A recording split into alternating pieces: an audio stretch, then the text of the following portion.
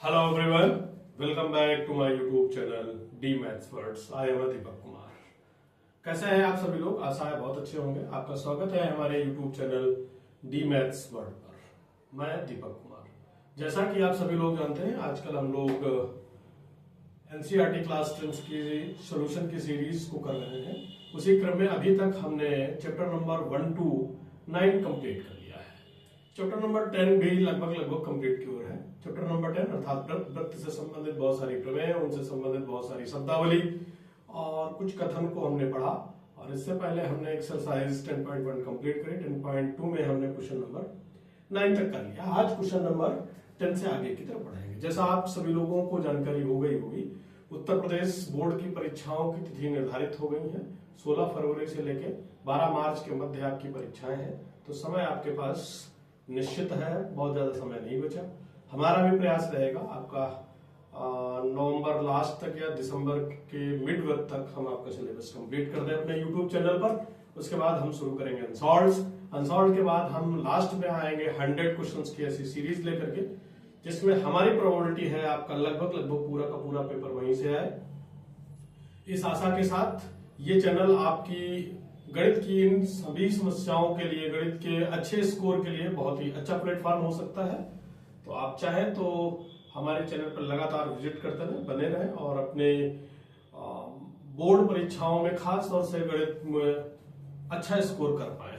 Thank you. आइए let's start the solve the question number 10 of exercise 10.2 of NCERT. आइए देखते हैं। Question आपसे कह रहा है, सिद्ध कीजिए किसी बाह्य बिंदु से किसी वृत्त पर खींची गई स्पर्श रेखाओं के बीच का कोण। तो आइए समझते हैं क्या है। ये मान लेते हैं हमारे पास एक वृत्त है।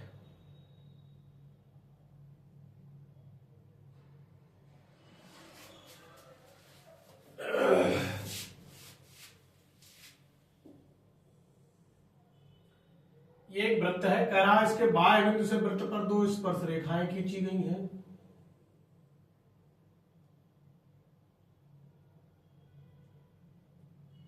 ये बिंदु मान लेते हैं ए है, ये स्पर्श बिंदु इसका बी है और ये स्पर्श बिंदु सी है।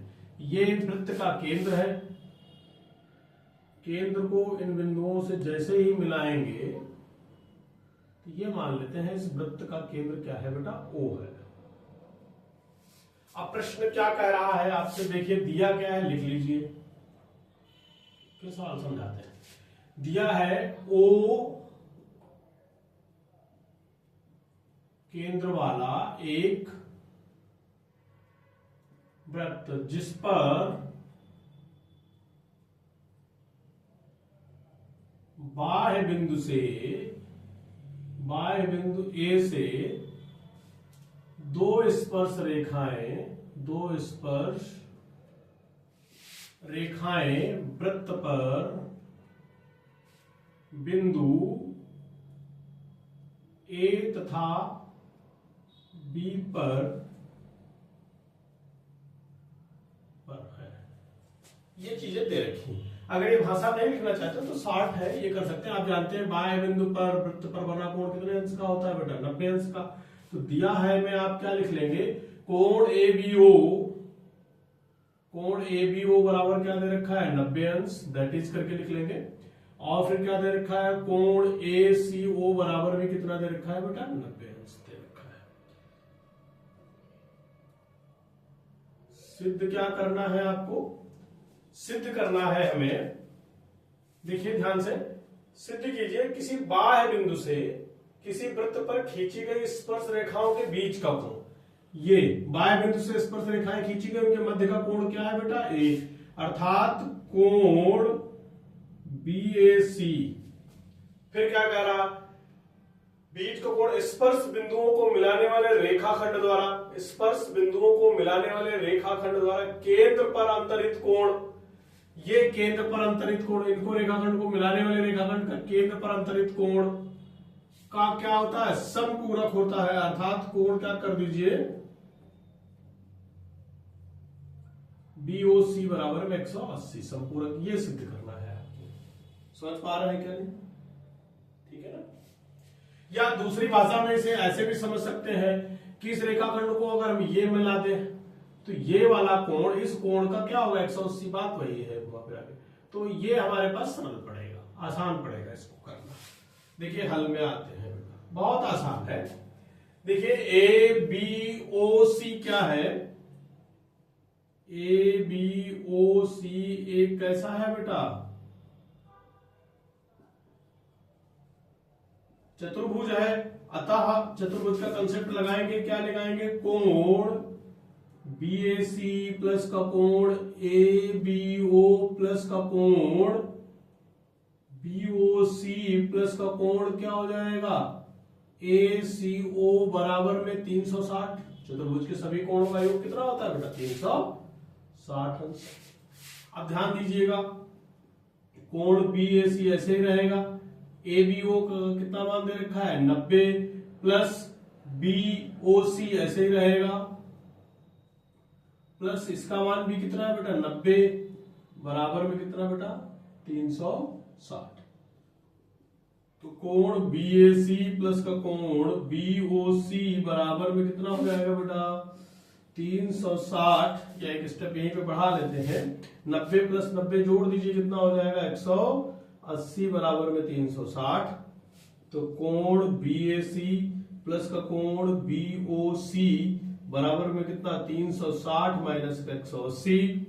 कोण BAC प्लस का कोण BOC बराबर में 180 अंश। सिद्ध हुआ, यही सिद्ध करना था। आशा है क्वेश्चन समझ में आया होगा। ठीक है, अब बढ़ते हैं आगे। इसी से संबंधित एक प्रश्न और है, कराय सिद्ध कीजिए कि किसी बाह्य वृत्त के परिगत समांतर चतुर्भुज समचतुर्भुज होता है। देखिए बहुत आसान है, चित्र समझाते हैं बेटा।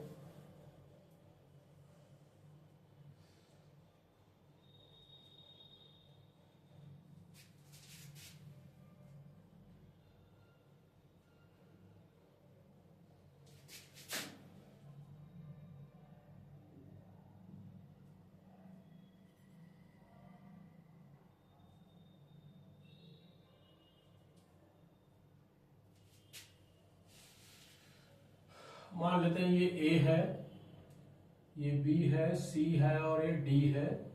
अब इन बिंदुओं को हम मान लेते हैं P, Q, R और S। ठीक है, दिया क्या है बेटा लिख लेते हैं।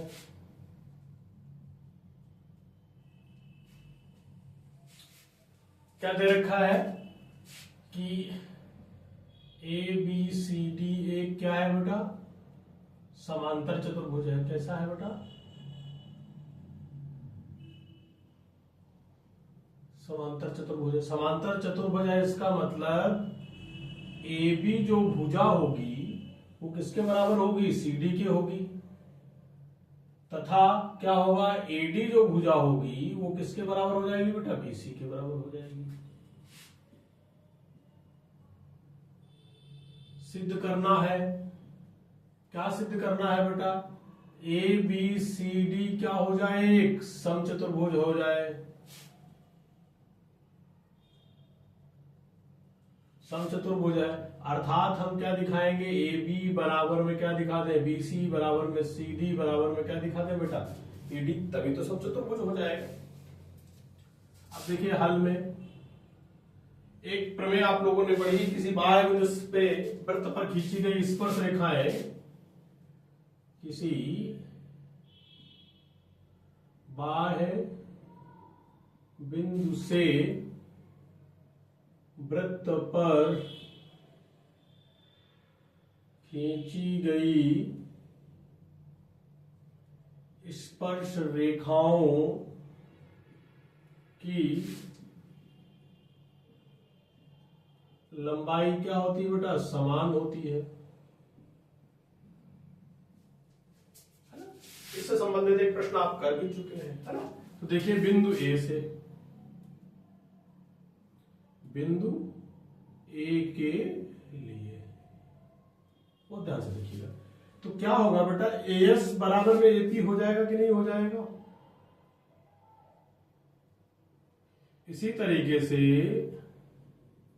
बिंदु बी के लिए,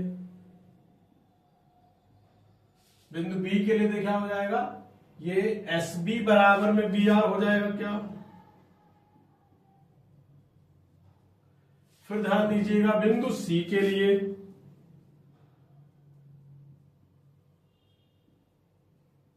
बिंदु सी के लिए देखेंगे तो क्या होगा, आर सी बराबर में क्यू सी हो जाएगा, सी क्यू हो जाएगा, अर्थात सी क्यू बराबर में क्या हो जाएगा, आर सी। अब बचा क्या, बिंदु डी के लिए, बिंदु डी के लिए देखेंगे क्या, डी क्यू बराबर में पी डी हो जाएगा क्या, डी क्यू बराबर में क्या हो जाएगा, पी डी। ये समीकरण नंबर 1 हो गई, ये समीकरण नंबर 2 हो गई, ये समीकरण नंबर 3 हो गई, ये समीकरण नंबर 4। अब सारी समीकरणों को जोड़ दीजिए। समीकरण 1 प्लस 2 प्लस का कितना बेटा 3 प्लस समीकरण नंबर 4, तो ध्यान दीजिए क्या हो जाएगा, A S plus S B plus C Q plus D Q बराबर में क्या होगा, एपी प्लस बी आर, है ना, और प्लस का क्या बेटा आर सी, प्लस का क्या हो जाएगा पीडी। अब देखिए बेटा इसके आगे करते हैं, A S plus S B, देखिए क्या रहा, A S plus S B बराबर क्या बन जाएगा बेटा, ए बी हो जाएगा, प्लस फिर C Q plus D Q, कहां पर, C Q plus D Q बराबर में क्या हो जाएगा बेटा, सी डी हो जाएगा। अब देखिए जरा, अब यहां पर क्या करते हैं, एपी प्लस पीडी एक पास कर देते हैं, और बी आर और प्लस का आरसी एक पास।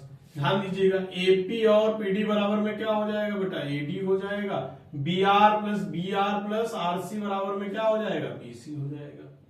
ये क्या हो गया, A B plus C D. अब ध्यान दीजिएगा ए बी बराबर है सी डी के, तो A B plus C D की जगह भी ए बी रख दीजिए बेटा, समझ रहे हैं ना। अब ध्यान दीजिएगा AP plus PD, AP plus PD, हाँ एडी, ठीक है। अब ध्यान दीजिएगा एडी की जगह पे क्या कर दीजिए, बीसी और प्लस बीसी है बेटा, तो 2 टाइम्स ऑफ क्या हो जाएगा, ए बी बराबर में 2 टाइम्स ऑफ क्या हो जाएगा, बीसी, 2 से 2 कैंसिल हो जाएगा, ए बी बराबर में क्या आ गया, बीसी, और ए बी बराबर में है क्या, दिया क्या है, ए बी बराबर में दे रखा है सी डी, तो यहां से मिला क्या, ए बी बराबर में बी सी बराबर में सी डी, और सी डी बराबर किसके है, ए बी के, है ना। इसी प्रकार क्या हो जाएगा, बराबर में क्या हो जाएगा, इसी प्रकार ए बी बराबर सी डी हो गया,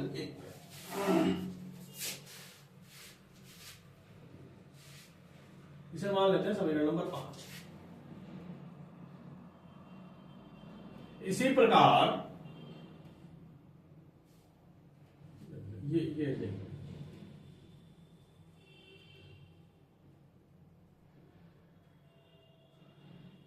ए बी बराबर में दिखा दिया हमने किसके, बीसी के। इसी प्रकार ए डी बराबर किसके हो जाएगा, सी डी के। अतः क्या हो जाएगा, ए बी बराबर में बी सी बराबर में सी डी बराबर में ए डी, अतः ए बी सी डी एक क्या हो जाएगा, सम चतुर्भुज। यही आपको सिद्ध करना था। आशा है क्वेश्चन समझ में आया होगा। वीडियो को रोक करके नोट करिए या लीजिए इनका स्क्रीनशॉट। आज की क्लास में बस इतना ही। मिलते हैं आपसे फिर नेक्स्ट क्लास में। Stay and continue watching the DMaths words and be conscious for your exam. Thank you for the watching the class. Have a nice day.